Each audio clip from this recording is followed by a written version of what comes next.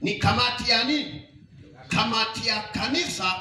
Waliwekwa wawe watu wa kumsaidia mchungaji kusimamia uhai wa kanisa, kusimamia ibada za kanisa. Sasa unasikia, utafika wanaua kwa njia gani? Wao huwakuti ndani ya ibada ya Jumatano. Ukija Jumatano humkuti mzee wa kanisa, ukija Jumatano humkuti hata yule mtu anayetangazaga ibada hapa, humkuti kwenye ibada. Mkurugenzi wa kina mama humkuti kwenye ibada hii. Siji mkurugenzi wa vijana humuoni. Wako wanakula ndalala huko mitaani, utawaona wako huko. Wanajiita watumishi wa Mungu kanisani. Siku moja nikawa nagombana na mzee wangu wa kanisa moja. Katibu wa kanisa amesimama kutangaza na kusisitiza ibada. Sasa yeye akasimama, ni mkali. Watu wa ajabu sana nini. Ibada zinatangazwa, hamji kwenye ibada. Nikamwambia mzee wa kanisa, hebu iweni na huruma.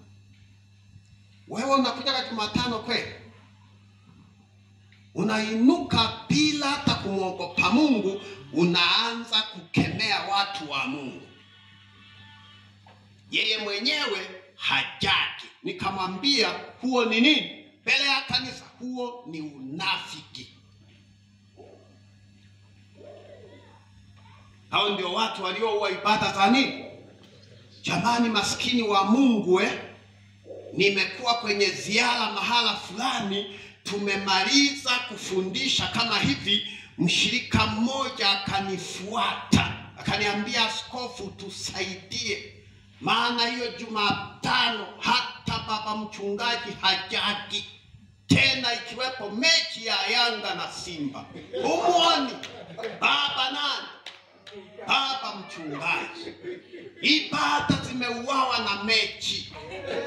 Tusaidie askofu. Kambini.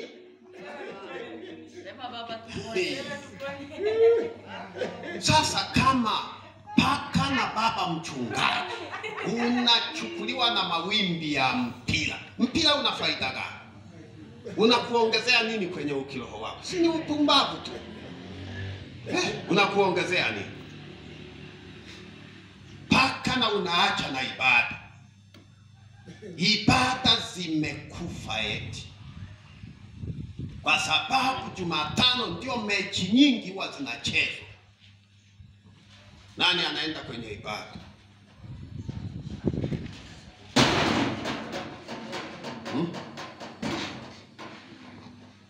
Unaona?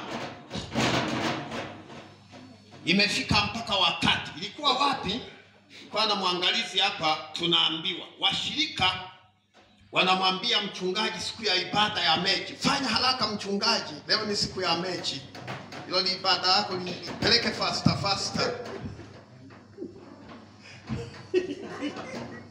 Ibada ipelekwe nini? Faster, maana ni siku ya nini? Kwa hiyo wanaipeleka ibada dakika 20, ibada imefanya nini? Wanatawanyika, wanakwenda kwenye mechi. Mambo, una jina la kuwa hai, lakini umefanya nini? Umekufa. Wa mwenye kukesha ukayaimarishe mambo yaliyosalia yanayotaka kufa. Unaona? Anasema kumbuka jinsi ulivyopokea. Tulipokeaje? Wazee wetu walitufundishaje wakati tunafundishwa? Kufa makanisani. Tunawakumbusha kamati ya kanisa, ninyi ndio watu wasimamizi wa nini?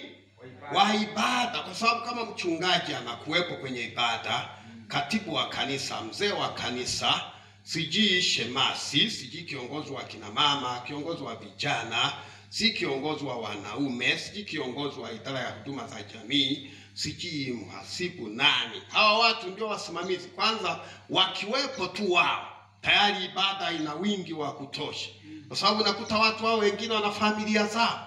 Kama mzee wa kanisa amekuja na familia yake, katibu wa kanisa akaja na familia yake, sijui shemasi naye ana familia, hata kama nika watu wawili wamekuja, sijui nani wafuatilia, mama wewe fulani kamfuatilie mama Ana, mama Judy na nani. Wewe kiongozi wa vijana kamfuatilie Suzana na nani. Mzee wa kanisa fuatilia fulani na fulani. Kwa wale Jumatano nyingine mnawaleta, mnaulizana tena, Jumatano ya leo nani hayupo kanisani? Ijumaa ya maombi nani hakuja? Mnapata kazi. Hiyo ni kamati ya nini? Ndio majukumu, sio kukaa tu kusubiri kutambulishwa. Hani watu wamebeba tu vyeo, wanasubiri kutambulishwa. Na mkisahau kumtambulisha anajikwaa. Hili kanisa hawanitambui kabisa. Unatambuliwa unafanya kazi gani? Ya kukaa?